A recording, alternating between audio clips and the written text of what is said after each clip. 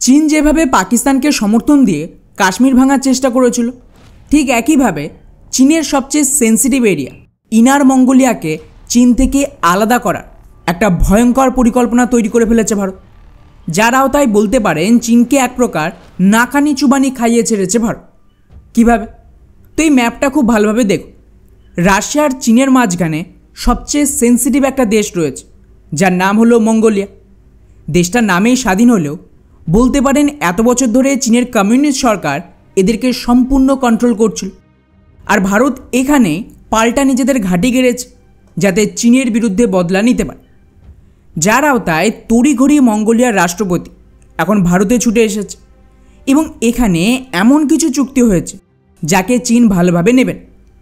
কেননা নর্মালি চীন আর মঙ্গোলিয়ার মধ্যে কোনো রকম সীমা বিবাদ নেই, কিন্তু চীনের ভেতরে থাকা ইনার মঙ্গোলিয়া, যা একসময় মঙ্গোলিয়ার অংশ ছিল, এখানে আজও মারাত্মক বিরোধ রয়েছে।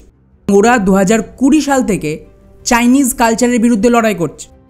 যার আওতায় চীনের কমিউনিস্ট সরকার না কেবল এখানে মারাত্মক অত্যাচার করে ওদেরকে বাধ্য করছে চাইনিজ ম্যান্ডারিন ভাষা আর কালচারকে অ্যাকসেপ্ট করতে, বরং ওরা তো ইনার মঙ্গোলিয়ার সম্পূর্ণ কালচারকেই শেষ করতে চাইছে, যাতে ওদের সাথে মঙ্গোলিয়ার কোনো রকম কালচারাল সম্পর্ক না থাকে আর ভবিষ্যতে এরা চীন থেকে আলাদা হওয়ার ডিমান্ডও না করতে পারে। ফলে স্বাভাবিকভাবেই বুঝতে পারছে এটা চীনের জন্য খুবই সেন্সিটিভ একটা ইস্যু।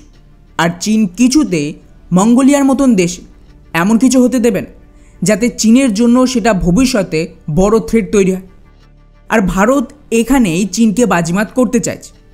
ভারতের প্ল্যান হলো চীন যেভাবে এত বছর পাকিস্তান আর ভারতের নর্থ ইস্টে ভারত বিরোধী গোষ্ঠীদের সাপোর্ট দিয়েছে, ঠিক তেমন কিছু যদি ভারতে এখানে করে এবং এর ফলে যদি মঙ্গোলিয়ায় আমাদের আধিপত্য তৈরি হয়, তাহলে সেটা চীনের জন্য সরাসরি হুমকি হবে।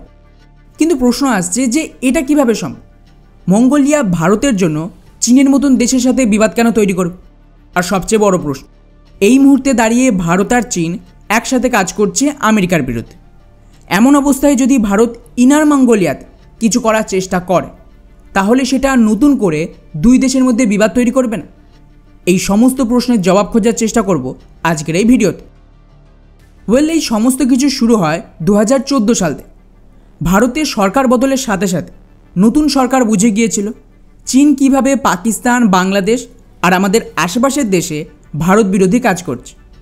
ব্যাস, একে কাউন্টার করতেই ভারত চীনের সবচেয়ে সেন্সিটিভ প্রতিবেশী মঙ্গোলিয়ার সাথে নিজেদের রিলেশন ঠিক করতে শুরু করে 2015 সাল থেকে।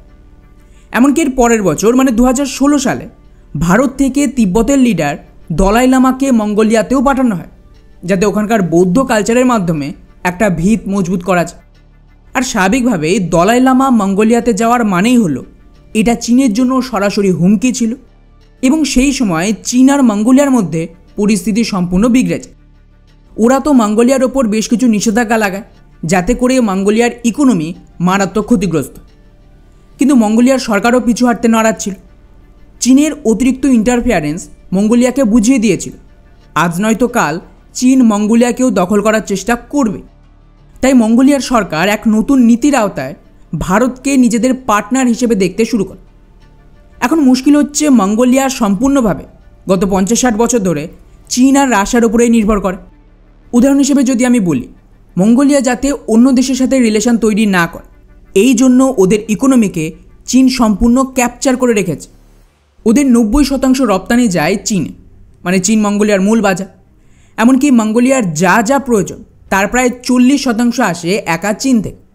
এবং সবচেয়ে গুরুত্বপূর্ণ, ওদের দেশ চালানোর জন্য যে জ্বালানি প্রয়োজন তার প্রায় 90% আসে রাশিয়া আর চায়না থেকে। চীন এখানে একটা বড় দান চায়। ওদের কাছে বড় বড় রিফাইনারি রয়েছে, কিন্তু মঙ্গোলিয়ায় ওরা এসব তৈরি করতে দেয়। ফলে মঙ্গোলিয়ার মোট প্রয়োজনীয় তেল চীন থেকে শোধন হয়েই আসে। মানে সরাসরি মঙ্গোলিয়া চীনের ওপর সম্পূর্ণভাবে নির্ভর জ্বালানির জন্য, আর বাকিটা রাশিয়া থেকে আসে। ফলে যদি ভারত মঙ্গোলিয়ায় নিজেদের আধিপত্য চায়, তাহলে আমাদের প্রথম কাজ হলো ওদের এনার্জি ডিমান্ডকে মেটা।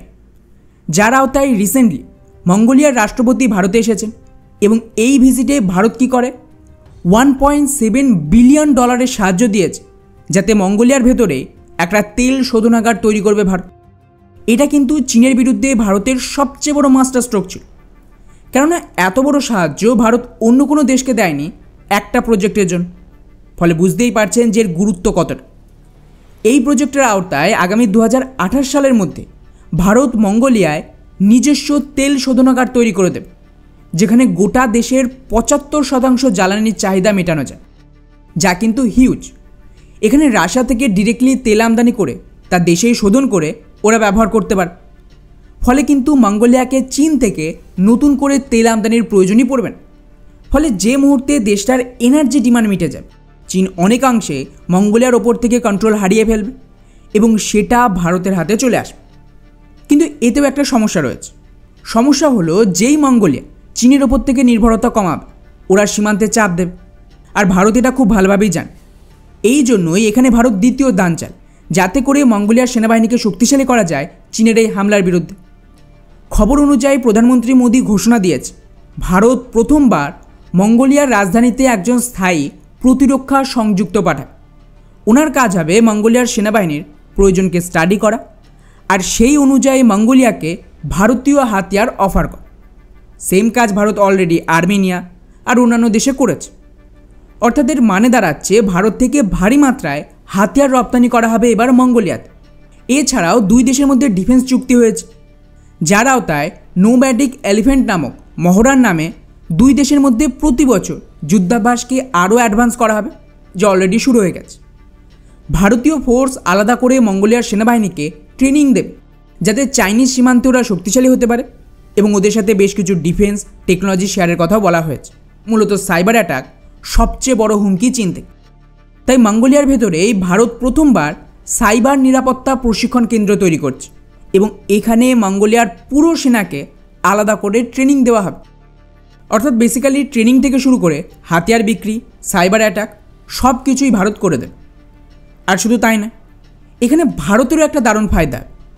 মঙ্গোলিয়ার আরও একটা বৈশিষ্ট্য হলো, ওদের কাছে ব্যাপক খনিজ সম্পদের ভাণ্ডার রয়েছে, স্পেশালি ইউরেনিয়াম, যা নিউক্লিয়ার পাওয়ারের জন্য খুব গুরুত্বপূর্ণ।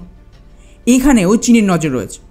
তাই ভারত আর মঙ্গোলিয়ার মধ্যে একটা খনিজ সম্পদ উত্তোলন আর সাপ্লাইয়ের জন্য যৌথ চুক্তি সাইন করা হয়েছে। এর মাধ্যমে ভারতীয় কোম্পানি মঙ্গোলিয়াকে সাহায্য করবে এগুলো খুঁজে বের করার জন্য। ফান্ড আর টেকনোলজিও ভারত সরকার দেবে। তার বিনিময়ে ওরা ভারতকে এই সমস্ত খনিজ সম্পদ সাপ্লাই করে।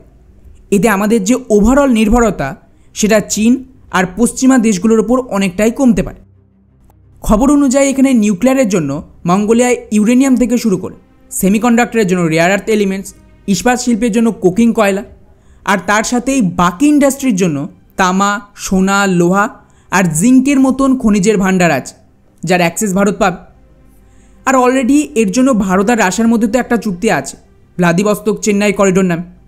এখানে এবারে মঙ্গোলিয়াকেও যোগ দেওয়া হবে, যাতে এই সমস্ত খনিজ সম্পদ রাশিয়ার মাধ্যমে ভারতে পৌঁছতে পারে। কেননা মঙ্গোলিয়ার ম্যাপটা দেখলে বুঝতে পারবেন, ওরা একটা ল্যান্ডলক দেশ।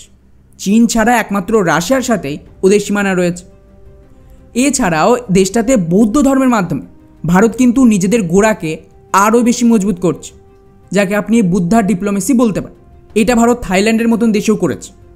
এর আওতায় আগামী বছরে ভগবান বুদ্ধার শিষ্য সারিপুত্রের অবশেষ মঙ্গোলিয়ায় পাঠানো হবে।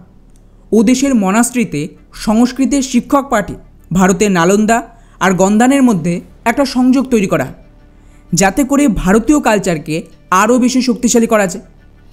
এছাড়াও মোট 10টা গুরুত্বপূর্ণ চুক্তি হয়েছে দুই দেশের মধ্যে, যাতে করে ধীরে ধীরে মঙ্গোলিয়া চীন থেকে সরে ভারতের ওপরে নির্ভর করতে পারে।